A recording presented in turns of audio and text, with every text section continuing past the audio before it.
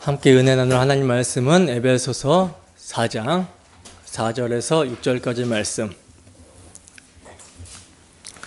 다 찾으셨으면 함께 한 목소리로 합독하겠습니다. 시작.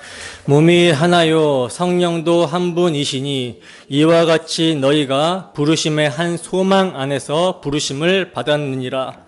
주도 한 분이시요 믿음도 하나요 세례도 하나요 하나님도 한 분이시니 곧 만유의 아버지시라. 만유 위에 계시고 만유를 통일하시고 만유 가운데 계시도다. 아멘. 교회의 하나됨을 힘써 지켜야 하는 근거, 교회의 하나됨을 힘써 지켜야 하는 근거라는 제목으로 하나님 말씀 증거하도록 하겠습니다.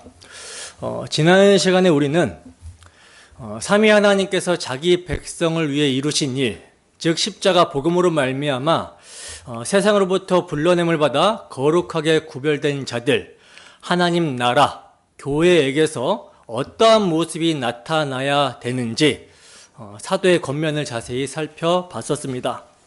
거룩하게 구별된 하나님 나라, 교회에게서 나타나야 하는 모습은 그들의 하나됨을 힘써 지켜야 하는 모습이 나타나야 하는데, 이를 위해 우선적으로 사도는요, 부르심을 받은 일에 합당하게 행해야 된다라고 이렇게 겉면을 하고 있었죠. 교회의 정체성을 우선적으로 생각을 하라는 거예요. 그러니까 부르심을 받기 이전에 너희가 어떤 상태에 있었는지, 또 불러주신 분이 누구신지, 또 어떻게 불러주셨는지 이것을 기억하고 생각하라는 거죠. 부르심을 받은 일을 생각하게 된다면 여기에 대해서 합당하게 행할 수밖에 없다. 그리고 또 이제 교회의 하나됨을 위해서 그리스도의 마음을 품으라고 사도는 권면하고 있었어요. 그래서 모든 겸손과 온유, 오래 참음, 또 사랑 가운데 용납하는 것, 다 이게 예수 그리스도의 마음이었죠. 따라서 이렇게 예수 그리스도의 마음, 십자가 사랑이 성령으로 말미암아 부어져서 예수 그리스도의 마음을 가진 자는 이러한 모습을 나타내야 된다라고 이렇게 사도는 권면을 하고 있었고요. 그리고 또 교회의 하나됨을 지키기 위해서는 평안에 매는 줄, 즉 화평케 하신 그리스도의 십자가 사랑으로 평안을 유지해야 된다라고 이렇게 권면을 사도는 하고 있었습니다. 여러분, 사도의 권면을 우리가 쭉 지난주에 살펴봤었는데 요점이 있습니다. 중요한 요점이 무엇이라고 했죠? 중요한 요점. 복음에 합당한 삶, 교회의 하나됨을 힘써 지키기 위해서 무언가 어떤 행위를 하기 이전에 당위성, 왜 복음에 합당한 삶을 살아야 되는지, 교회의 하나됨을 왜 지켜야 하는지 당위성, 그 이유를 말해주는 것, 이것이 권면의 요점이었죠. 무엇을 하기 이전에 무엇을 해야 되는 당위성, 이유인 십자가 복음을 강조해야 된다는 거예요. 다시 말해서 성도인 우리의 행함, 성도인 우리의 삶은 은혜가 이끄는 삶, 복음이 이끄는 삶이 되어야 된다는 것입니다. 그래서 사도는요, 성도가 어떻게 살아야 하는지 삶에 대해서 이렇게 권면을 하면서도 계속해서 그러한 삶을 우리가 왜 살아야 되는지 당위성인 복음을 상기시켜주고 있는 거예요. 그래서 오늘 본문도 어떤 내용이냐면 당위성에 관한 내용입니다. 교회가 부르심을 받은 일에 합당하게 행하여 왜 하나 되게 하신 교회를 힘써 지켜야 되는가? 그 교회의 하나됨을 힘써 지켜야 되는 근거가 무엇인가? 어떻게 교회가 하나 되었는지를 설명하는 내용이 오늘 본문입니다. 그래서 오늘 본문에 보면요, 교회가 어떻게 하나가 되었는지 하나라는 표현이 7번이나 나오고 있어요. 그러니까 하나됨의 근거가 7가지로 설명이 되고 있습니다. 4절에서는 이제 성령님에 관한 내용이 나오고 있고요. 그리고 5절에서는 성자 예수님에 대해서 설명을 하고 있고, 그리고 6절에서는 성부 하나님, 아버지에 대해서 이렇게 설명을 합니다. 그러니까 제가 교회의 하나됨의 근거를 7가지라고 말씀을 드렸는데, 크게 보면 뭐예요? 성령, 성자, 성부, 이렇게 3가지로 나눌 수 있다는 거예요. 성령, 성부, 성자. 그리고 여기에 이제 성령과 관련된 사역의 덕목들이 몸이랑 소망이라는 것으로 2개가 더 붙고요.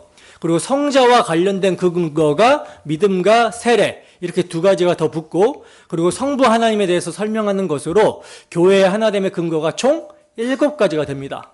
자, 그런데 우리가 보통 표현을 할 때는 어떻게 표현합니까?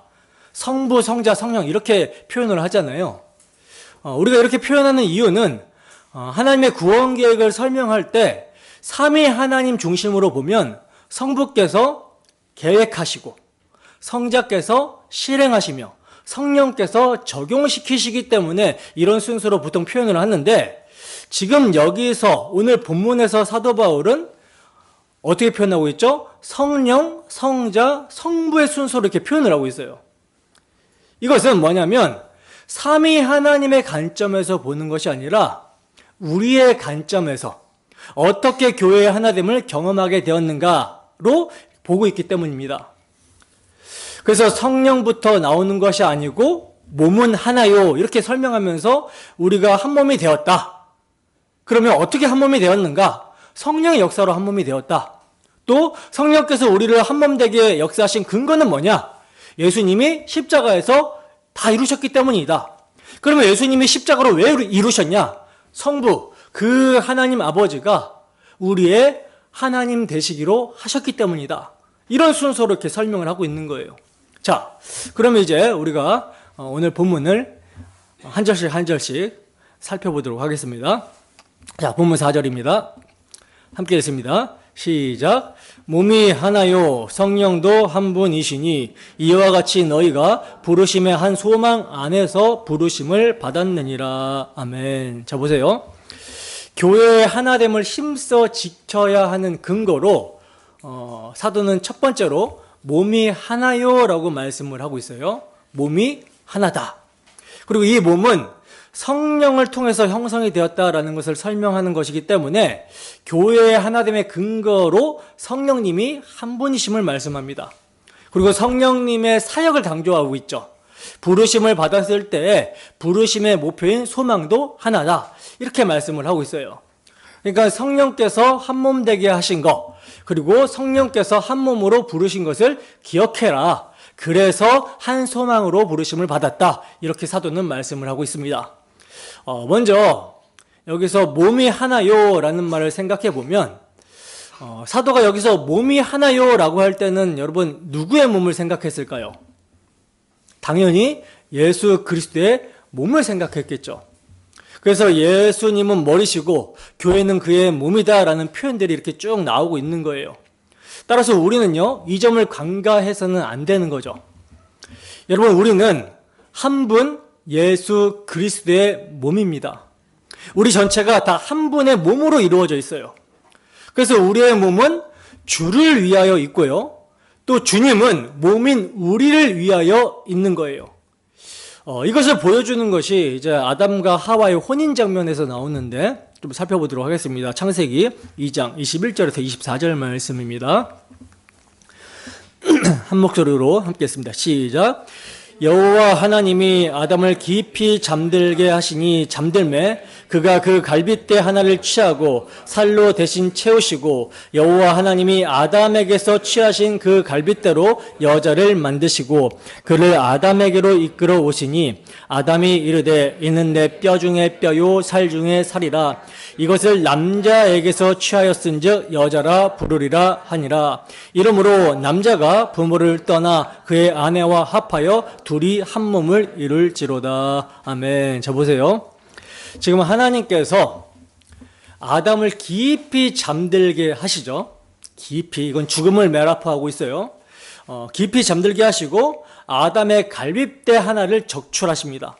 그리고는 그 갈빗대로 누구를 만드십니까? 여자를 만드셨다라고 그래요. 그리고 하나님이 그렇게 여자를 만드시고 아담에게로 이끌어 오시니 아담이 여자를 보고 뭐라 그러죠? 내 뼈 중에 뼈요 살 중에 살이라. 즉 한 몸이라는 거예요. 한 몸. 너는 내 몸이다.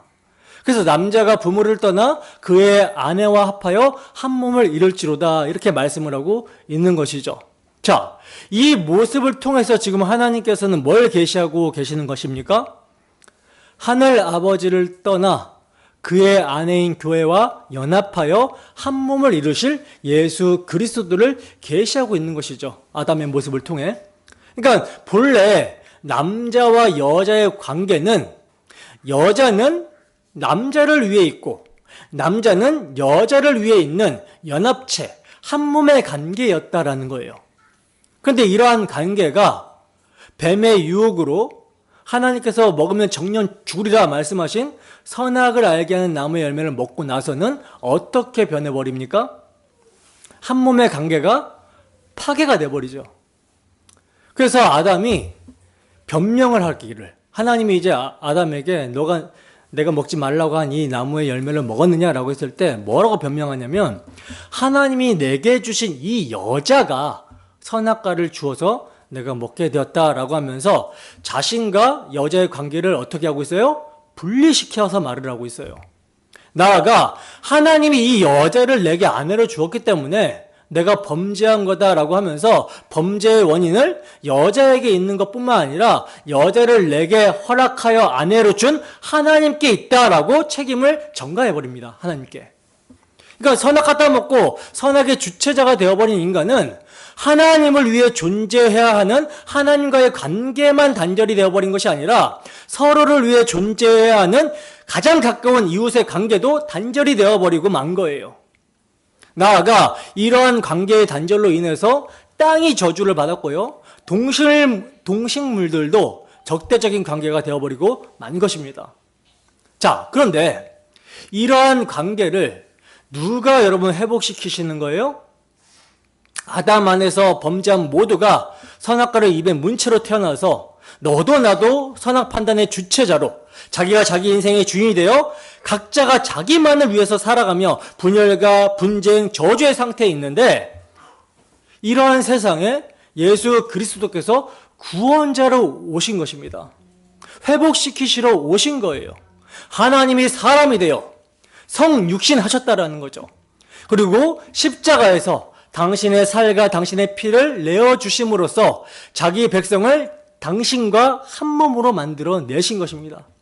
예수님께서 창에 허리를 상하게 되자 물과 피를 쏟으시게 되죠.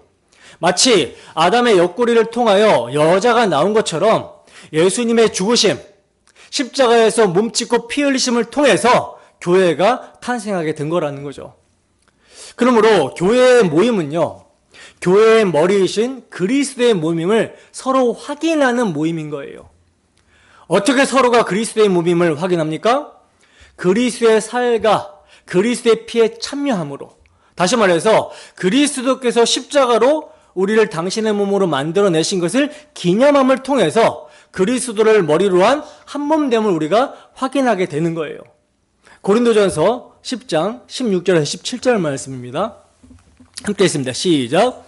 우리가 축복하는 바 축복의 자는 그리스도의 피에 참여함이 아니며 우리가 떼는 떡은 그리스도의 몸에 참여함이 아니냐. 떡이 하나요 많은 우리가 한 몸이니 이는 우리가 다 한 떡에 참여함이라. 아멘. 자, 지금 이 말씀은 우리가 성찬을 행하며 잔과 떡을 나눌 때 그리스도의 피와 살에 참여함을 말씀하고 있는 것이지만, 성찬은 여러분 궁극적으로 왜 주어졌어요? 예수 그리스도의 십자가 복음, 예수 그리스도께서 십자가에서 죄인인 우리를 위하여 몸짓고 피 흘리셨다라는 것을 눈에 보이는 표징으로 기념하라고 주신 거예요. 때문에 그리스도의 십자가 복음이 선포되는 것을 통해 우리는 그리스도의 살과 피에 참여하여 믿음으로 우리가 그리스도를 머리로 한 한 몸의 지체임을 확인하게 된다는 거죠. 여러분, 우리는 그리스도의 살과 피에 참여한 그리스도의 지체, 그리스도의 몸입니까? 우리가 여러분 진정으로 그리스도를 머리로 한 한 몸의 지체라면 나 하나쯤이야 라는 생각은 정말 잘못된 생각인 거죠. 나 하나 때문에 그리스도의 몸이 더럽혀질 수 있다는 거예요. 내가 그런 생각을 하고 그런 잘못된 행동을 하게 되면 누가 욕을 먹느냐? 몸이 욕을 먹는 게 아니라 인격의 주체라고 할 때는 보통 머리, 주권이잖아요. 머리이신 예수님의 명예가 실추가 된다는 거죠.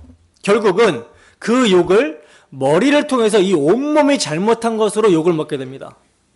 그래서 여러분들 중에 딱 한 명이 굉장히 부정한 사고를 가지고 세속적으로 살며 또 욕망을 추구하며 불법을 저지르며 살다가 누군가에게 이런 모습이 걸려버렸어요.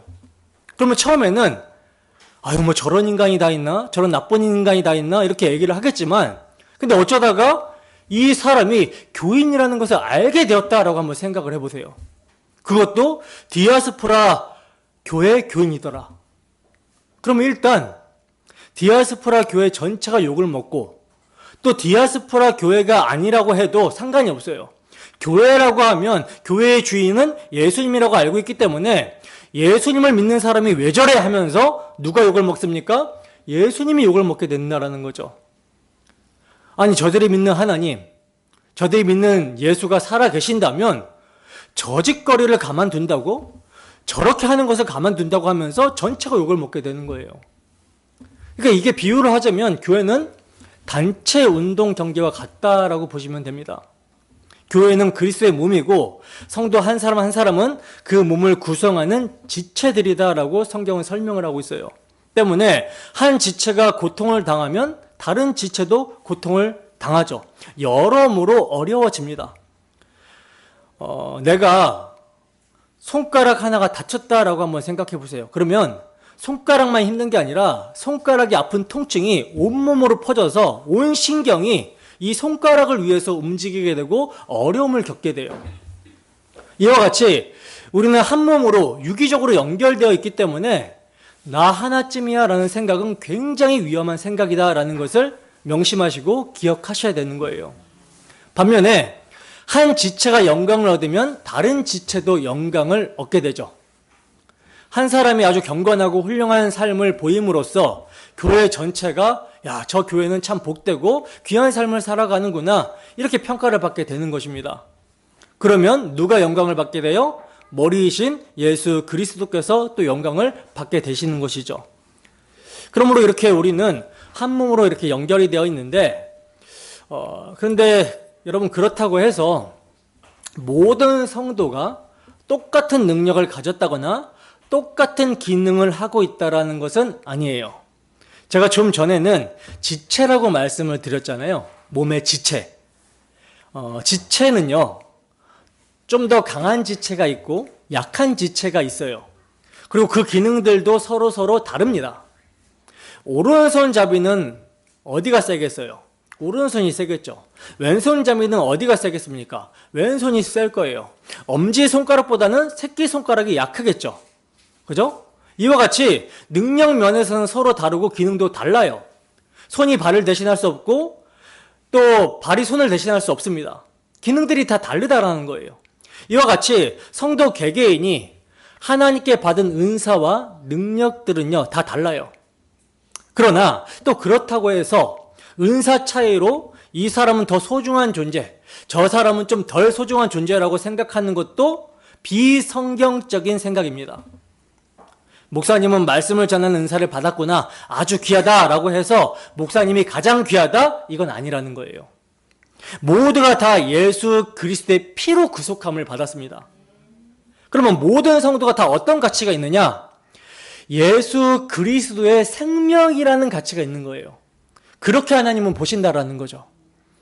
사람들의 눈에는 누가 약하고 누구는 좀 강하고 누구는 좀 더 존귀해 보이고 누구는 좀 더 못해 보이기도 할 수 있지만 과연 하나님이 그렇게 보시냐라고 할 때는 아니라는 거예요. 하나님은 동일하게 자기 아들의 피로 그 피값으로 우리를 사셨습니다. 그래서 가치는 같아요. 그러니까 가치는 동일한데 기능과 능력 면에서는 차이 날 수가 있다. 이것을요 하나님께서 여러 지체들을 통해서 한 몸을 잘 이루어 가도록 각자에게 주신 분량이라고 생각하면 되는 거예요. 이 한 몸의 여러 지체는 모두가 다 하나의 큰 목적을 이루기 위해서 달려가게 됩니다. 하나의 큰 목적. 그 목적을 여러분 누가 정하죠? 머리가 정하죠. 머리가. 여러분들 각자가 뭔가를 열심히 할 때 왜 하게 됩니까? 머리로서 무엇인가를 디자인했기 때문에, 계획했기 때문에 그것을 이루기 위해서 손으로도 발로도 여러 지체가 협력하여 그 일을 이루기 위해서 힘을 쓰게 되는 거죠. 마찬가지예요. 예수 그리스도께서 목적을 정해주시고 그 목적을 위해서 온 성도들이 한 방향으로 한 목적을 향해 달려나가게 된다는 것입니다. 그러므로 우리가 성도 한 사람 한 사람이 각자의 인격체지만 그리스도의 한몸 공동체로 부르심을 받았기 때문에 서로 주의 나라와 그의 의를 위하여 헌신하는데 한 마음과 한 뜻이 되어 달려나아감을 통해서 많은 사람들 앞에서 우리가 그리스도의 한 몸이다라는 것을 나타내 보일 수 있어야 된다는 거예요. 자, 그러면 이렇게 우리 한 사람 한 사람을 그리스도의 몸으로 부르셔서 한 몸 되도록 역사하시는 분이 누구냐? 그분이 바로 성령이시다. 그래서 성령도 하나요 라고 이어서 나오고 있는 거예요. 여러분, 예수님께서는 십자가에 죽으시고 부활하시고 이제 승천하시기 직전에 제자들에게 분부하시기를 예루살렘을 떠나지 말고 아버지께서 약속하신 것을 받을 때까지 여기서 기다려라 이렇게 말씀을 하셨어요. 그래서 제자들이 주님의 분부, 주님의 명령대로 예루살렘을 떠나지 않고 아버지께서 약속해 주신 것을 받으려고 기다립니다. 그리고 이제 때가 참에 오순절 날이 이름에 아버지께서 약속하신 성령을 예수님께서 받아서 제자들에게 부어주시게 되죠. 그래서 이들이 다 한 성령으로 충만함을 받게 되었어요. 성령의 기름 부으심을 받게 된 거죠. 그러자 제자들이 여러 나라 말로 무언가를 말하기를 시작합니다. 이게 이제 방언이죠. 외국어예요. 그래서 이제 각국의 여러 나라의 방언으로 외국어로 말을 하기 시작하는데, 아니 한 몸의 지체라고 했잖아요. 근데 어떻게 이렇게 서로 다른 언어로 말을 합니까? 말을 왜 다르게 합니까? 이렇게 질문할 수가 있죠. 항상 한 성령을 받았으면 똑같은 말을 해야 될 것 같은데 서로 다른 말을 한다? 자, 그런데 이걸 아셔야 됩니다. 한 성령을 받고 언어는 다르게 말을 하는데 무엇이 똑같냐면 내용이 똑같은 내용이라는 거예요. 내용이. 그럼 그 내용이 뭐냐? 성경에 보면 하나님의 큰 일을 말했다고 합니다. 하나님의 큰 일. 그러면 그 하나님의 큰 일이란 뭐겠어요? 하나님께서 자기 아들을 통해서 해주신 일, 자기 아들을 십자가의 화목제물로 내어주심을 통해서 교회를 탄생시킨 내용이죠. 독생자 예수 그리스도의 대속의 피로 죄인을 구원하셔서 자기 백성 삼아 주신 내용, 복음이 뭐다? 하나님의 큰 일로 선포가 된 것입니다. 그러니까 한 성령을 받고 유대인이나 헬라인이나 여러 나라의 사람일지라도 다 그리스도 안에서 한 성령을 받으니 복음이라는 하나님의 큰 일, 하나의 말을 하게 된다라는 것이 방언이에요. 그러니까 언어가 나뉘어진 게 신기한 게 아니라 나뉘어졌던 그 언어들 가운데 같은 내용을 말하는 사람들로 만들어 버렸다라는 거죠. 만약 다른 내용을 말하게 되었다면 이건 뭡니까? 이건 각자가 자기가 주인이 되어 버렸다라는 거거든요. 나는 이게 맞다고 생각해. 나는 이게 맞아. 너하고 나하고는 다르다. 싸우자. 뭐 이런 식으로 나오게 되는데 서로 각국의 말이 다를지라도 내용이 똑같고 그것만을 위해서 살아가게 된다. 이게 방언이 임한 의미라는 것입니다. 인생들이 교만하여 바벨탑을 건설할 때는요, 저마다 자기가 신인 것처럼 생각하면서 우리가 탑을 높이 쌓아서 하늘 꼭대기까지 이르자. 우리가 우리의 이름을 내자 이랬어요. 하나님께 도전했습니다. 이랬을 때 하나님께서 어떻게 하십니까? 인생들이 하시는 일을 살펴보려고 오셨다가 그들의 언어를 흩어버리셨죠. 근데 이렇게 흩어져서 자기 스스로를 왕으로 여기며 살아가는 각 사람 가운데 그리스도의 십자가로 그 죄인의 구속을 성취하시고 이 십자가의 성취를 적용케 하시는 성령을 부어주심으로 저들이 이제는 각자 왕으로 살아가는 것이 아니라 오직 한 명의 왕을 모시며 살아갈 수 있도록 한 성령으로 기름 부음을 받게 되고 하나의 말을 하게 되더라. 그런 사람들을 그리스도인이라고 하는 거예요. 그리스도인. 그러니까 방언은 이전에는 우리가 너도 나도 다 선악과 따먹은 선악의 주체가 되어 다 흩어져서 제멋대로 살았는데, 자기가 자기 인생의 주인이 돼서 살았는데, 이제 그리스도의 대속의 피로 죄사함을 받고 그리스도를 머리로 하여 한 몸으로 모이게 되었다. 그래서 하나의 가장 중요한 말을 선포하게 되었다. 그게 복음이다. 이 내용을 가르쳐 주는 것이죠. 방언이라는 것은. 그러므로 이로써 교회를 하나 되게 하신 분은 한 성령님이시며, 그 성령님이 증거하시는 내용도 오직 하나의 복음이라는 거예요. 따라서 교회는요, 각기 다른 나라의 언어를 구사하는 여러 민족이 모여있다 할지라도 그들이 다 한 성령으로 부음을 받아 하나의 말을 하는 공동체, 한 몸 공동체라는 거, 이 점을 사도 바울은 말씀하고 있는 것입니다. 같은 성령으로 거듭나는 일이 없이는 교회의 지체가 될 수 없다. 누구든지 그리스도의 영이 없으면 그리스도의 사람이 아니다라고 바울 사도는 말을 했습니다. 반대로 그리스도인은 모두가 다 한 영을 모시고 있는 것이죠. 모든 성도는요, 그리스도를 믿을 때 뭘 받아요? 성령을 받습니다. 예수 그리스도께서 십자가 대속의 피를 흘리심으로 나의 모든 죄를 사하셨다. 그 피로 의롭다함을 얻게 하셨다라는 것을 믿을 때 성령을 받습니다. 한 사람도 예외 없이 성령을 받아요. 그래서 에베소서에서는 이렇게 말씀하고 있죠. 에베소서 1장 13절에 14절 말씀입니다. 함께 했습니다. 시작. 그 안에서 너희도 진리의 말씀 곧 너희의 구원의 복음을 듣고 그 안에서 또한 믿어 약속의 성령으로 인치심을 받았으니 이는 우리 기업의 보증이 되사 그 얻으신 것을 속량하시고 그의 영광을 찬송하게 하려 하심이라. 아멘. 자, 보시다시피 그리스도 안에서 너희도 진리의 말씀 곧 너희의 구원의 복음을 듣고 그 안에서 또한 믿어라고 말씀을 하고 있어요. 그러니까 복음을 이루신 분은 누구예요? 예수님이시며 그것을 믿게 해주시는 분은 누구다? 성령이라는 거죠. 그래서 또한 믿어 약속의 성령으로 인치심을 받았다.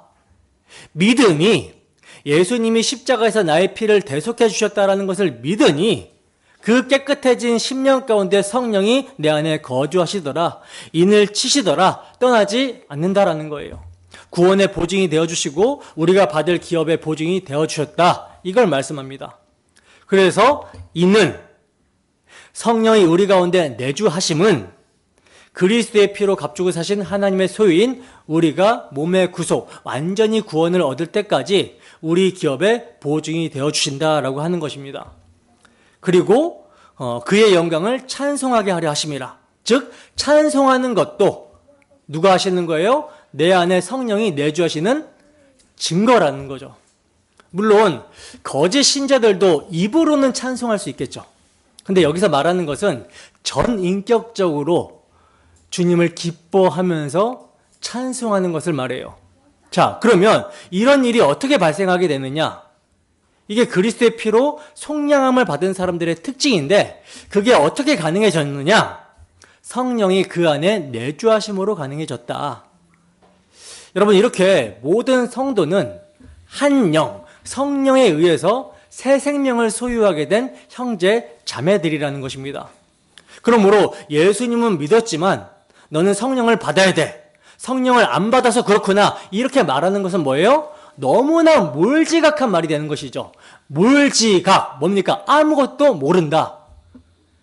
성경은 오직 예수 그리스도를 믿으면, 그 피의 공로를 믿으면 성령이 너희 가운데 계시며 영원히 떠나지 아니하신다. 이걸 말씀하고 있어요. 아니, 믿는 성도들 중에 성령 없이 생활하는 사람이 어디 있습니까? 근데 오늘날 믿는 것 따로 성령 받아야 된다라고 하는 이상한 교리들이 나오고 있어요. 왜냐? 자신이 어떤 특별한 사역을 하는데 특별한 능력을 받았다라는 것을 나타내기 위함이라는 거죠. 이 능력을 위해서는 성령을 받아야 된다. 이런 식으로 표현하면서 사역자들을 좀 더 높이고 이런 사역을 잘하는 사람들을 높이게 되는 그런 현상이 일어나게 되는데 그들이 그걸 원하지 않는다 할지라도 그런 현상이 일어나요. 나도 성령 받아야 되는데, 성령 받아야 되는데, 자기 안에 성령이 계신데도 불구하고 계속 이런 소리를 하게 되는 거죠. 그러면 우리가 사역을 하기 위해서는 어떠한 표현을 써야 되는가? 성령 충만함을 받아야 된다. 이렇게 표현해야 되는 거죠.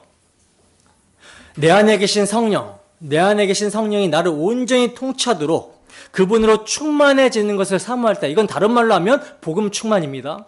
그리스도의 십자가 사랑으로 충만하게 될 때, 그럴 때 이제 우리가 주님의 사역을 담대하게 행할 수 있게 되는 거예요. 주님의 사역은요, 다른 게 아닙니다. 복음 전하는 거예요.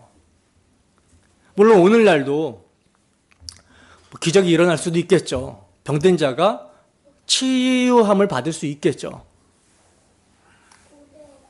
그러나 사도 바울이 뭐라고 증거합니까? 사도 바울은요, 기독교 역사상 가장 큰 능력을 행한 사람이었어요. 바울이 쓰던 손수건만 대도 귀신이 떠나가고 병이 고쳐지고 엄청난 이적을 베푼 사람이 사도 바울입니다. 근데 그 사도 바울이 뭘 증거합니까? 내가 이 이적 베푸는 거 너네도 이렇게 할 수 있어, 해봐, 이거 증거합니까? 아니죠. 바울 사도는요, 내가 예수 그리스도와 그의 십자가에 못 박힌 거 외에는 아무것도 알지 않기로 작정했다라고 합니다. 예수 그리스도와 그의 십자가 복음에만 관심을 갖고 있었던 게 사도 바울이에요. 모든 성경에 그렇습니다. 성경에 나오는 예수님의 그 이적, 표적, 이 모든 것들이 다 예수님이 누구신가, 그가 이 땅에 왜 오셨는가, 너희를 죄와 사망 가운데 구원하시기 위한 내가 메시아다라는 것을 증명하시기 위한 계시지, 이걸 너희가 따라해봐라 아니라는 거예요. 사도들도 마찬가지예요. 사도들은 교회의 터입니다. 예수 그리스도의 그 복음을 증거하기 위한 교회의 터로 부르심을 받았어요. 그렇기 때문에 그들이 이적을 베풀고 기적을 베풀고 이런 것들도 다 누굴 증거하기 위함이냐면 예수 그리스도가 누구신가, 그가 이 땅에 왜 오셨는가, 복음을 증거하기 위함이었다고요. 근데 우리가 기적이 일어나면 막 기적을 쫓아가고 이러면 되겠냐는 거죠. 기적이 일어날 수 있지. 근데 그 기적은 기적 아니에요. 왜? 사도시대에 고침받았던 사람들, 또 예수님이 죽은 자 가운데 살렸던 나사로 같은 사람들 다 어떻게 됐어요? 지금까지 있습니까? 다 죽었습니다. 그런 거에 관심을 갖지 말라는 거예요. 뭐에 관심을 가져야 되냐? 예수 그리스도와 그가 십자가에 못 박히신 거, 왜 못 박히셨는가, 그 못 박히신 분이 누구냐, 여기에 관심을 가져야 된다는 거예요. 다른 거 따라가면 안 됩니다. 절대 안 됩니다. 그래서 주님의 사역은 다른 게 아니에요. 복음 전하는 것입니다. 물론 성령이 충만하지 않아도 사역을 행할 수는 있어요. 복음 전할 수 있겠죠. 근데 무슨 일이 발생하느냐? 두려움이 찾아오게 되고 지혜롭지 못한 현상이 발생하게 됩니다. 그러니까 사역이 제대로 이루어지지 않는 거죠. 시도는 할 수 있지만 되게 어려워지는 거예요. 그래서 성령 충만함을 받으면 예수 그리스도의 것과 예수 그리스도의 영광, 십자가가 밝히 보여지기 때문에 세상의 유혹과 풍조를 분별하는 지혜가 있게 하시고 또 담대하게 하시고 평안하게 하심으로 주님의 사역, 복음을 능력 있게 제대로 전할 수 있도록 만들어 주시는 것이 성령 충만입니다. 근데 없던 성령이 내 안에 뭐 또 오신다? 능력을 이렇게 행하기 하기 위해서 기적을 베풀기 위해서 방언을 하기 위해서 성령을 또 받아야 된다? 그리고 성령을 또 받아야 구원을 받게 된다? 이런 표현은 잘못된 표현이라는 것입니다. 자, 이렇게 교회는 한 성령으로 그리스도의 살과 그리스도의 피에 참여하여 한 몸이고요. 한 하나님의 건속, 가족이 되었기 때문에 무엇도 같아요? 소망하는 것도 같습니다. 한 가족, 한 몸은 당연히 같은 것을 소망하겠죠. 그죠? 만약에 한 가정 안에서 다른 것을 소망하면 목표가 달라서 굉장히 분열이 일어나고 힘들어져요. 근데 심지어 한 몸이라고 해버립니다. 근데 한 몸 안에 지체들이 머리의 말을 안 듣고 서로 다르게 움직이면 여러분 어떻게 되겠습니까? 오른발은 오른쪽으로 가자고 하고 왼발은 왼쪽으로 가자고 하면 어떻게 되겠어요? 다리가 쭉 찢어지겠죠. 큰일 나게 되는 거예요. 그러나 몸은 머리의 지시를 받고 그 몸의 지체는 지시한 곳으로 같이 움직입니다. 머리가 오른쪽으로 가자 하면 왼발도 오른쪽으로 가는 거고, 머리가 왼쪽으로 가자 그러면 오른발도 왼쪽으로 가는 거예요. 그래서 한 몸은 목표가 같고 소망하는 것도 어떻다? 같다. 자, 이 점을 사도는 한 소망 안에서 우리가 부르심을 받았다라고 말씀합니다. 교회는 한 가족, 한 몸이기 때문에 소망하는 것이 같다라는 것은 우리가 이미 1장에서 살펴보았는데 다시 한번 기억을 이제 떠올려 보면, 자, 성도는요 이미 의롭다함을 받았지만 그것이 끝이 아니라 실제로 거룩하고 흠이 없는 상태가 되게 하시는 것이 하나님의 최종 계획이다라고 말씀을 드렸었죠. 그러니까 우리가 소망하는 것도 그냥 단순히 하나님이 나 의인으로 불러주셨어 이것뿐만이 아니라 의인답게 살아가기 위해서 애쓰고 힘쓰고 마침내 천국에서 의롭게 되는 것을 바라보면서 살아가게 되겠죠. 이게 한 소망을 가진 거예요. 모든 성도는 이 소망이 있어야 되는 것입니다. 내가 저 천국 가서 등 따시고 배부르게 살아야 되겠다 이게 아니라 저 천국에서 주님 기뻐하시는 그 의로운 모습으로 살아가기를 원한다. 주님이 기뻐하시니까, 내가 주님을 사랑하니까 나도 그러한 모습으로 살고 싶은 거죠. 그러니까 같은 소망을 가지게 되는 거예요. 이 소망이 없으면요 성도라고 말하기가 굉장히 어려워집니다.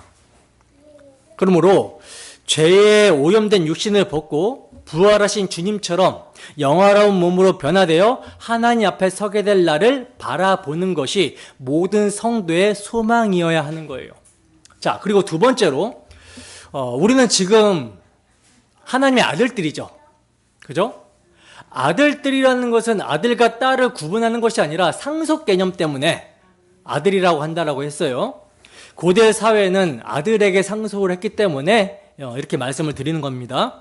그래서 여러분들은 다 하나님의 아들들로서 상속을 받게 되었고 또 받게 될 것이다. 자, 그러나 우리가 하나님의 독생자 예수 그리스도라는 진짜 아들과 똑같지는 않아요. 그죠? 우리의 삶을 보면 그렇잖아요. 그래서 그 아들처럼 똑같은 삶을 살기를 원하게 되죠. 아들이 되기를 원한다. 아들답게 되기를 원한다. 이 소망을 갖게 되는 거예요. 그리고 그러한 상태에서 하나님만을 기뻐하며 찬송하게 될 것을 소망하게 되죠. 찬송. 그리고 그 찬송 자체가 되기를 소망하게 됩니다. 우리 입술로도 찬송, 또 우리 온몸이 하나님 앞에 찬송이 되기를 원한다. 자, 이게 다 1장에 있는 내용들이에요. 그리고 또 마지막으로는 미움과 다툼, 가식이 없는 그리스도 안에서의 사랑으로, 가식 없는 그리스도의 사랑으로 통일되기를 소원하는 것. 우리가 교회 생활을 하면요 가식적인 모습을 안 보이고 싶지만 안 보이면 문제가 많이 생길 수가 있어요. 왜냐하면 아직 우리는 온전하지 않습니다. 육의 소욕이 수시로 올라오는 그런 상태에 있어요. 그래서 가식적이지 않겠다, 내가 가식적이지 않겠다라고 하면서 육의 소욕이 올라올 때 막 밉다고 미운 표현을 그냥 필터 없이 그대로 해버리면 어떻게 되겠습니까? 싸움 나겠죠.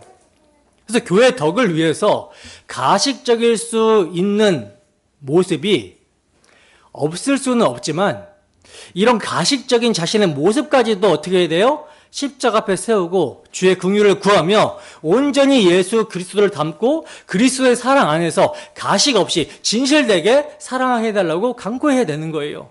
그리고 그 사랑 안에서 통일되기를 원하는 그런 마음으로 온전한 주의 나라를 소망해야 되는 것입니다. 그래서 저 천국 가서 그렇게 되기를 원하고 또 그 천국 가서 그렇게 되기까지 이 땅에서도 그렇게 거짓 없는 사랑으로 하나 되기를 힘쓰며 살아가는 거, 소원하는 거, 이걸 한 소망을 가지고 있는 거라고 말씀하고 있는 것입니다.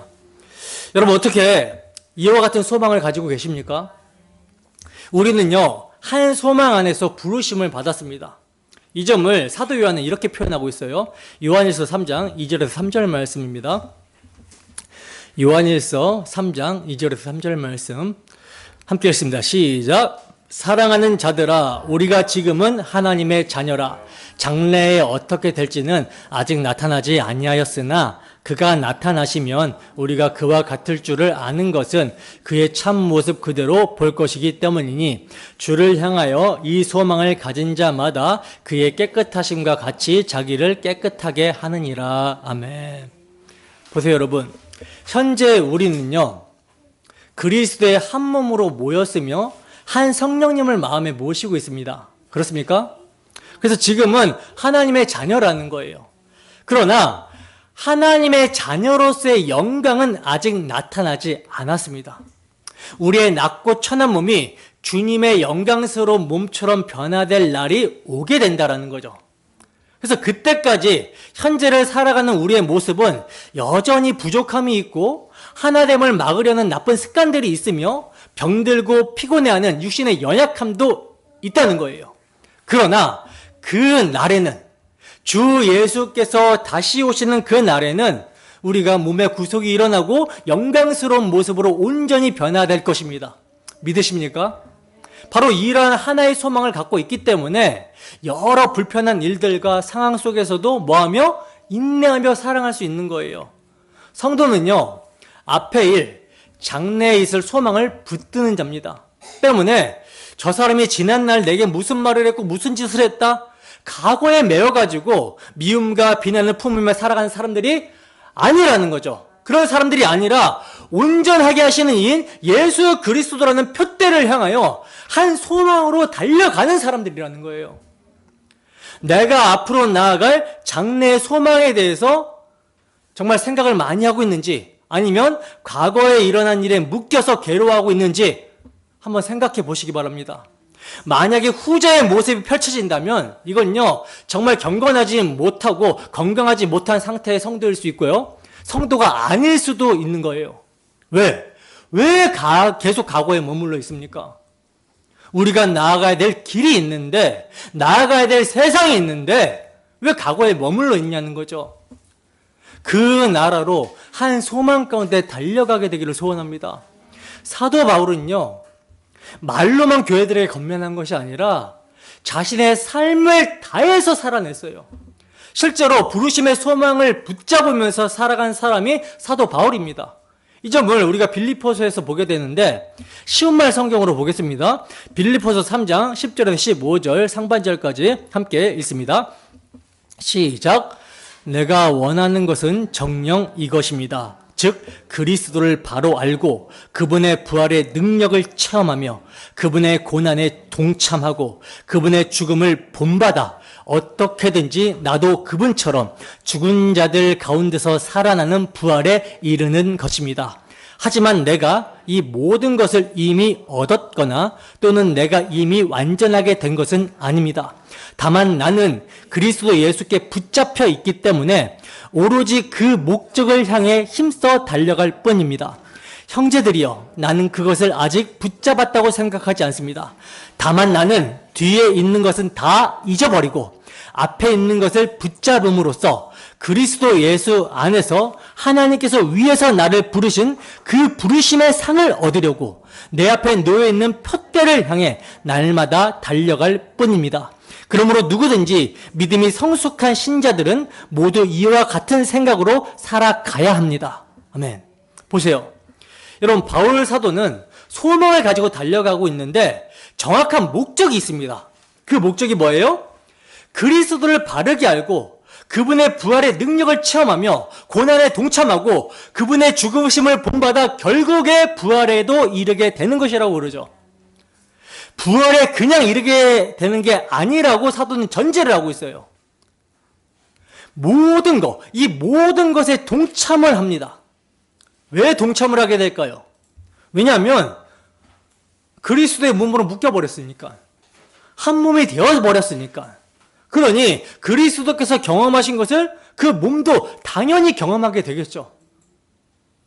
이걸 다 경험하게 되면 주님의 때에 우리를 부르실 텐데 그때 우리가 부활에 참여하게 될 것입니다 라고 하면서 바울이 초점을 두고 있는 거예요.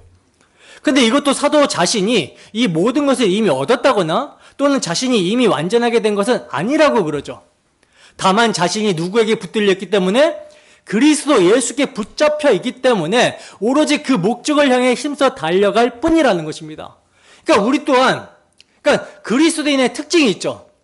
예수 그리스도께 붙잡혔어요. 붙잡힌 자들은 어떻게 된다? 달리게 된다, 한 소망 가운데. 그래서 사도는요, 뭘 잊었다? 뒤의 것은 다 잊었다라고 합니다.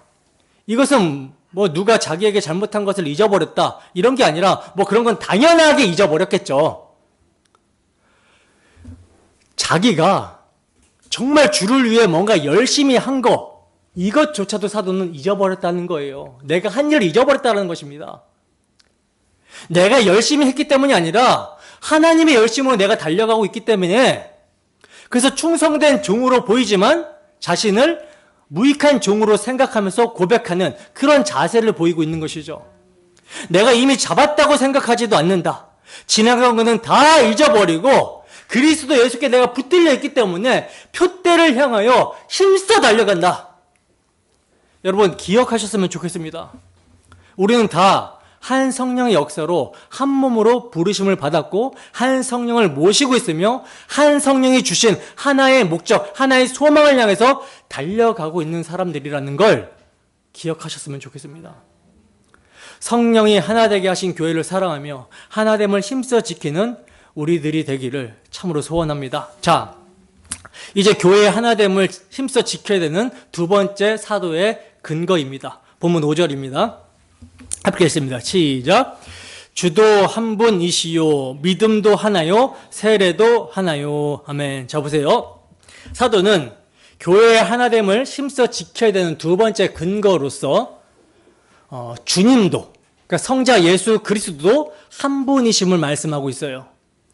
4절에서는 몸이 하나요 라고 했는데, 그러면 이제 몸의 머리가 누구냐라고 하는 점이 대두가 되고 있는 것이죠. 그래서 사도는 즉각적으로 교회의 머리 되시는 주도 한 분이시요 라고 말씀합니다.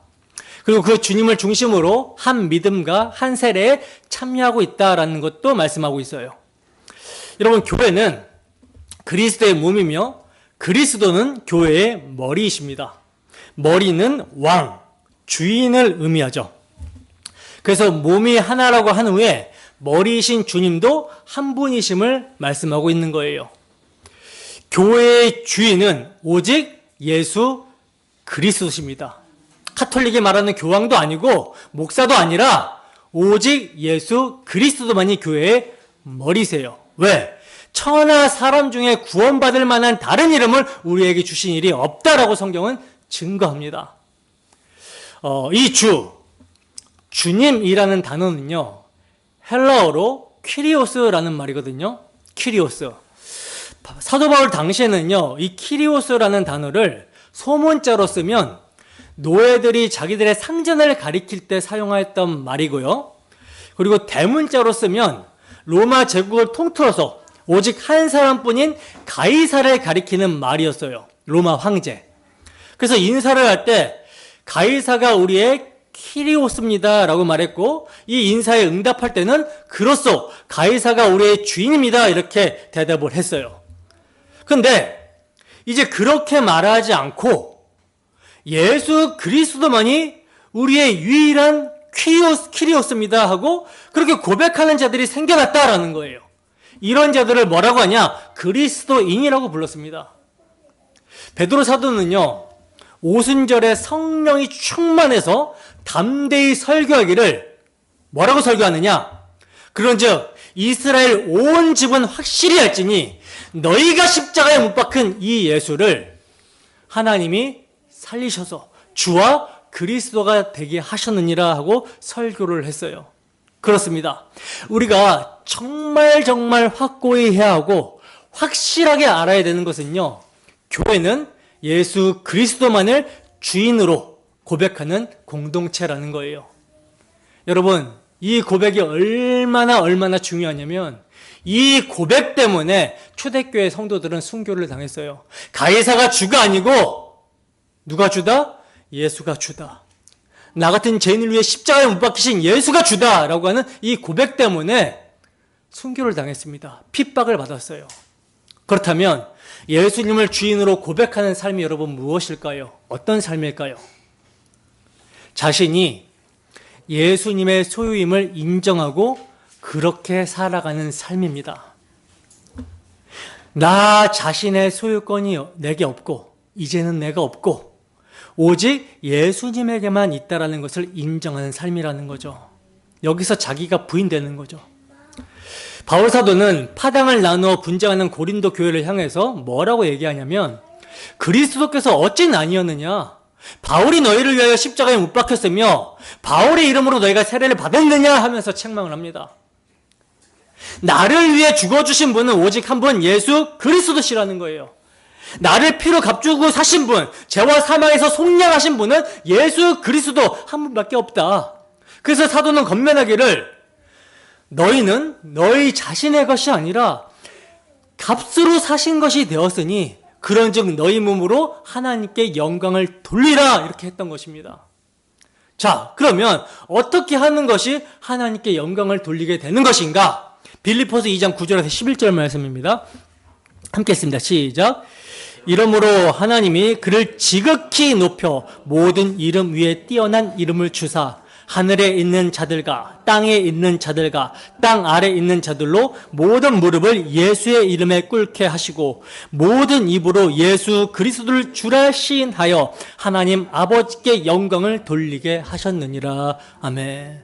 자, 여기서 이러므로라는 단어는 우리와 같은 죄인을 구원하시기 위해 하나님의 본체이신 예수 그리스도께서 자기를 비워 종의 형체를 가져 사람들과 같이 되셨고 사람의 모양으로 나타나 자기를 낮추시고 죽기까지 복종하심으로써 십자가에 피 흘려 아버지의 뜻인 속죄 사역을 완성하셨음을 받는 말이에요. 받는 말. 그러니까 하나님의 아들 예수 그리스도께서 우리를 위해 무슨 일을 행해 주셨는지 아는 자들은 어떻게 한다? 모든 무릎을 예수의 이름에 꿇을 수밖에 없다라는 것이죠. 우리의 모든 무릎이 예수 앞에 꿇게 되었다면 뭐가 있을 수 없습니까? 충돌, 다툼, 분열이 일어나지 않습니다. 따라서 자신이 주님의 소유이며 종임을 인정하고 그렇게 살기를 힘쓴다면 그것이 뭐다? 교회의 하나님을 힘써 지키는 것이 되는 거예요. 그러므로 우리는요, 예수님의 이름 앞에 무릎을 꿇습니다. 예수님이 나의 주인입니다. 라고 입술로만 고백할 것이 아니라 진정으로 자기를 부인하며 서로 사랑할 때 하나님께 영광을 돌릴 수 있다라는 것을 반드시 알아야 되는 거예요. 기억하세요. 우리는 다 그분의 종이고 그분의 소유입니다. 만약 이를 잊어버리게 된다면, 이를 망각해버리게 된다면 어떤 모습이 나오겠어요? 스스로를 주인으로 여기고 주인 행세를 하게 되겠죠. 그렇게 되면 성령이 하나 되게 하신 교회에 분쟁을 일으키게 되는 주역이 될 수 있다라는 거, 이것을 여러분 명심하기를 바랍니다. 자, 계속해서 사도는 믿음도 하나요 라고 말씀을 하고 있어요. 여기서 우리가 좀 의아하게 생각할 수 있는 게 뭐냐? 아니, 믿음은 누구의 사역이에요? 성령의 사역인데 어째서 성령과 관련하여 말씀하지 않고 주님과 관련하여 말씀하고 있는가라고 하는 점인데, 여기서 믿음도 하나요 라고 한 것은요, 믿음의 내용이 하나임을 말씀하고 있는 것입니다. 믿음의 내용. 그러니까 모든 성도는 모두가 다 같은 믿음의 내용을 가졌다라는 거죠. 그럼 그 믿음의 내용이 뭐냐? 십자가에 못 박히신 예수님이 우리의 주와 그리스도이심을 고백하는 믿음입니다. 사도는 이러한 동일한 믿음을 가지고 있다라는 점을 말하려고 주도 한 분이시요 한 후에 믿음도 하나요 라고 한 거예요. 여러분들은 누군가가 소망에 관한 이유를 물어온다면 당신은 무엇을 믿습니까? 라고 질문한다면 담대히 자세히 말해 주실 수 있습니까? 하나님께서는 우리를 죄와 사망에서 구원하시기 위해서 독생자를 보내주셨습니다. 그리하여 우리의 죄를 우리에게 돌리지 아니하시고 죄를 알지도 못하신 하나님의 아들을 죄인으로 삼으시고 십자가에서 정죄하시고 심판하셨습니다. 때문에 그 하나님의 아들이 우리를 대신하여 정죄받으심을 믿는다면, 우리가 죄 없는 의인을 잡아 죽인 죄인이고 그 주님께서는 우리를 위해서 대신 십자가에서 대속의 피를 흘리셨다라는 것을 믿는다면, 그 믿음을 하나님께서는 의로 여겨주십니다 라고 하는 게 이게 복음이죠. 이 복음을 여러분 모르면요, 믿음의 내용을 알지 못하고 고백하지 못하면, 나가 이 복음이 마음에 그리스도의 사랑으로 부어지지 않는다면 아무리 오랫동안 함께 지내며 생활해도 한 몸인 교회라고 할 수 없습니다. 바울 사도는 내가 만일 입으로 예수를 주로 시인하며 또 하나님께서 그를 죽은 자 가운데서 살리신 것을 내 마음에 믿으면 구원을 받으리라고 말씀을 했어요. 믿음의 내용을 알고 그 마음에 그 사랑이 부어져서 신뢰를 하고 그 믿는 바를 고백할 수 있어야 된다는 것입니다. 그리고 이 고백을 담대히 할 수 있어야 되며 삶으로 증명을 해야 되는 거예요. 이게 뭡니까? 전인격적인 변화라는 거죠. 여러분, 믿음이라는 것은요, 성령의 역사로 주어지는 것인데, 성령의 역사로 우리가 인정하게 되는 것은 뭐냐면, 최종 권위가 누구에게 있다? 하나님께 있다라는 것을 인정하게 되기 때문에 믿음이 발생돼요.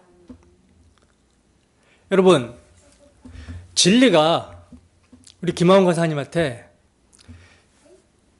내가 집 한 채 사드릴게요 라고 한다면 무슨 말로 듣겠어요? 권위가 없잖아요. 농담으로 듣겠죠. 그죠? 그렇잖아요. 근데 대통령이 권사님께 보좌관 시켜가지고 이 권사님한테 그 집 한 채 하나 해드려라 라고 하면 믿어야 안 믿어요? 믿죠. 왜? 권위자니까. 우리에게 있어서 최종 권위자는 누구십니까? 하나님이시죠. 그 하나님이 약속하신 거에 뭐예요? 성경 말씀이에요. 근데 그 성경 말씀이 누굴 준 거예요? 우리 주 예수 그리스도께서 십자가로 이루신 모든 일을 준 거예요.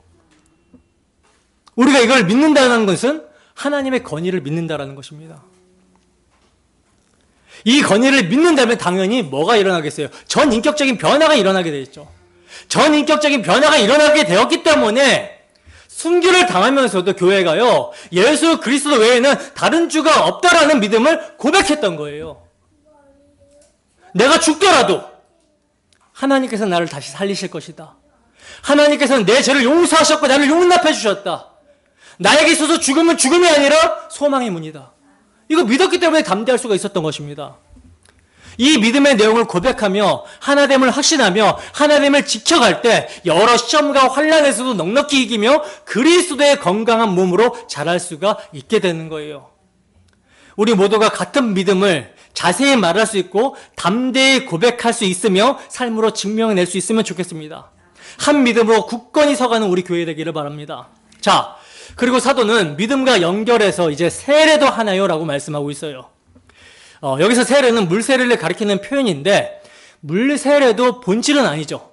물세례는 믿음을 통해서 그리스도의 죽음과 부활에 참여하여 성령의 인치심을 받아 그리스도의 몸과 연합되었음을 시사하는 표시입니다.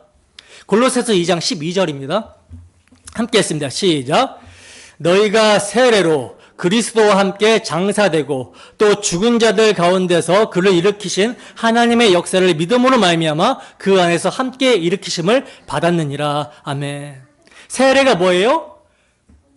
세례가 어떤 표시입니까? 그리스도와 함께 우리가 장사되었고 죽었고 내 옛사람은 죽었고 그리스도와 함께 하나님에 대해서 살아난 거, 이것을 인치고 표시하는 게 물세례예요. 그러니까 이런 믿음의 내용을 가진 자들이 자신의 신앙을 물세례를 받음으로 고백하며 교회의 일원으로 들어가게 되는 것입니다. 그래서 세례를 받지 않고는요, 교회의 한 가족이 될 수 없다라는 거예요. 신자는 세례를 통하여 믿음을 고백하고 교회는 그 믿음을 수납해 줍니다. 이로써 그가 그리스도와 연합된 자임을 공표함으로 한 가족이 되는 거예요. 갈라디아서 3장 27절에서 28절 말씀입니다. 함께 했습니다. 시작. 누구든지 그리스도와 합하기 위하여 세례를 받은 자는 그리스도로 옷 입었느니라. 너희는 유대인이나 헬라인이나 종이나 자유인이나 남자나 여자나 다 그리스도 예수 안에서 하나이니라. 아멘. 이처럼 여러분, 교회는 그리스도와 함께 죽고 함께 살았다라고 하는 자신의 믿음을 고백하며 세례를 받고요, 그리스도로 옷 입습니다. 교회인 우리는 동일한 주께 속하여 한 세례를 받는 거예요. 주 예수 그리스도와 연합하여 사망에서 생명으로 옮겨졌다라는 것을 표시하는 동일한 한 세례를 받았다라는 것이 교회의 하나됨을 지키는 근거가 되는 거라는 거죠. 자, 이제 마지막으로 본문 6절입니다. 함께 했습니다. 시작. 하나님도 한 분이시니 곧 만유의 아버지시라. 만유 위에 계시고 만유를 통일하시고 만유 가운데 계시도다. 아멘. 자, 사도는요, 교회의 하나됨의 마지막 근거로 하나님도 한 분이시니라고 말씀을 하고 있어요. 우리는 하나님의 아들을, 예수 그리스도를 한 주인으로 모시고 있음을 좀 전에 살펴봤었죠. 근데 그 주님과 우리는 세례로 연합된 자들이기 때문에 이제 주님의 아버지, 예수 그리스도의 아버지를 우리의 아버지로 모실 수 있게 되었다라는 거예요. 그래서 예수님도 기도를 가르쳐 주실 때 하늘에 계신 우리 아버지여라고 가르쳐 주시죠. 그래서 교회가 아버지라고 부르시는 분은 예수 그리스도의 아버지, 한 분 하나님이시라는 것입니다. 자, 그래서 사도는 교회의 하나님을 뭐라고 표현하고 있냐면 만유의 아버지시라고 말씀을 하고 있어요. 만유의 아버지시다. 자, 여기서 만유는 만물, 모든 것을 의미하는 파스라는 단어인데, 근데 여기서는 천지 만물을 가리킨다라고 보기보다는요, 문맥적으로 볼 때 모든 성도를 의미하는 것이 더욱 자연스러워 보여집니다. 그러니까 한 몸으로 한 성령 안에서 한 주님을 모시고 한 하나님을 아버지로 부르는 모든 성도를 지금 만유로 사도는 표현하고 있는 거예요. 그래서 만유의 아버지, 곧 모든 성도의 아버지라고 하는 것이죠. 따라서 만유의 아버지 하나님이 만유 위에 계신다라는 말은 뭡니까? 모든 성도 위에 초월해 계신다. 하나님은 하늘 보좌에 앉으셔서 왕으로서 자기 백성을 통치하시며 그 통치를 위해서 모든 피조세계도 섭리하고 다스리시는 그러한 하나님이다라는 뜻이고요. 만유의 아버지께서 만유를 또 통일하신다라고 하고 있죠. 이 말은요, 1장 10절의 통일, 아나케 팔라요마이라는 단어와는 다른 단어로 디아라는 헬라어예요. 무엇으로 말미암아 무엇을 통하여라는 의미입니다. 그러니까 하나님께서는 모든 성도를 통하여 일하신다라고 하는 그런 의미라는 거죠. 그러니까 교회는 홀로 존재하며 홀로 싸우는 자들이 아니라 아버지 하나님이 함께 하시고 또 아버지 하나님은 교회를 통하여 하나님의 싸움을 싸우신다라는 것입니다. 자, 이제 마지막으로 만유의 아버지께서 만유 가운데, 만유 안에 계신다라는 것은요, 교회가 아버지라고 부르는 한 분 하나님께서는 성도들 위에만 계시는 분이 아니라 초월에 계시는 분만이 아니라 모든 성도와 함께 하시며 더욱이 그들 마음 안에 계시는 분이라는 의미인 거예요. 자, 이처럼 교회는요, 한 성령, 한 주님, 한 아버지 하나님을 모시는 한 몸 공동체입니다. 그러니 하나됨을 힘써 지켜야 되는 근거가 이보다 더 확실할 수 있을까요? 없다라는 거죠. 자, 이제 우리가 지금까지 살펴본 것을 정리하면 죄와 허물로 죽어있던 정말 본질상 진노의 자녀가 그리스도의 몸된 교회가 되어 한 성령님을 모시고 한 주님을 모시고 한 아버지를 모시게 된 것은, 다시 말해서 삼위 하나님께서 거주하시는 처소가 된 것은 삼위 하나님께서 창세 전부터 우리의 구원을 계획하시고 역사를 이끌어 오시다가 성취하시고 예수 그리스도로 말미암아 성취하시고 성령을 보내서 믿음을 적용시켜 주신 이 엄청난 은혜로 말미암음입니다. 때문에 이것을 알고 이렇게 모여진 교회라면 하나님의 놀라운 사랑, 그리스도의 피가 뚝뚝 떨어져서 그 피로, 그 피의 가치로 형성된 한 몸 된 공동체라면 무엇보다 서로 사랑해야 함이 마땅하지 않습니까? 심지어 가족보다도 더 사랑해야 되는 자들이 교회예요. 왜냐하면 가족은 이 타락한 인간의 피로 맺어진 공동체지만, 그러나 교회는 그리스도라는 하나님의 아들의 피가 흘려서 모여진 공동체이기 때문입니다. 그러니 가장 사랑해야 되는데, 그리스도의 십자가 사랑으로 하나가 되어야 되는데, 그리고 그러려면 피 묻은 십자가 복음이 날마다 전해져야 되는데, 이 십자가 복음을 아는 일은 뒷전이고, 십자가 복음이 강대상에서 선포가 되어야 되는데 선포가 되어지지 않고, 그래서 교회가 세상과 다름없는 그런 모습을 보이고 있는 그런 걸 볼 때 마음이 너무나 아프다라는 거죠. 이것은 비단 다른 교회들의 모습뿐만이 아니라 우리 교회 또한 점검해야 되는 모습입니다. 정말 우리는 예수 그리스도를, 그분의 사랑을 아십니까? 그분의 사랑을 아는 자에게 있어서 나오게 되는 특징이 뭐냐면, 자신의 죄를 애통해하고 회개하며 하나님 잘못했습니다라고 하는 그 고백이 나와야 되는 거예요. 그 고백이 나와야 하나님이 우리를 어떻게 얼마나 사랑해 주셨는지 알 거 아닙니까? 근데 자신이 어떤 존재인지 모르고 어떤 용서와 은혜의 사랑을 받은지를 모르면 지멋대로 살게 되는 거죠. 그러나 교회는 지멋대로 살 수 없습니다. 교회의 하나됨을 지키기 위해서 살게 되는 거예요. 왜? 하나님의 하나됨의 근거가 무엇인지 복음을 알기 때문에. 참으로 우리는 교회를 예수 그리스도의 몸처럼 사랑하며 섬기며 또 맡은 바를 충성하는 모습으로 성령 충만한 신자의 모습을 드러낼 수 있었으면 좋겠습니다. 자, 끝으로 바울 사도의 겉면을 보며 마치겠습니다. 빌립보서 2장 1절에서 4절 말씀입니다. 함께 읽습니다. 시작. 그러므로 그리스도 안에 무슨 겉면이나 사랑의 무슨 위로나 성령의 무슨 교제나 긍휼이나 자비가 있거든 마음을 같이 하여 같은 사랑을 가지고 뜻을 합하며 한 마음을 품어 아무 일에든지 다툼이나 허영으로 하지 말고 오직 겸손한 마음으로 각각 자기보다 남을 낮게 여기고 각각 자기 일을 돌볼 뿐더러 또한 각각 다른 사람들의 일을 돌보아 나의 기쁨을 충만하게 하라. 아멘. 서로 마음을 같이하여 같은 사랑, 십자가 사랑을 마음에 가지고 뜻을 합하여 한 마음을 품어 겸손으로 자기 일을 할 뿐만 아니라 형제의 일을 돌보는 방식이 이 천지 중에서 가장 소중한 예수 그리스도의 피, 그 피로 만들어진 교회가 하나됨을 지키는 방식입니다. 한 주도 이를 근거로 그리스도의 피로 하나 되게 하신 교회를 힘써 지키는 우리 모두가 되기를 주님의 이름으로 축원합니다. 기도하겠습니다.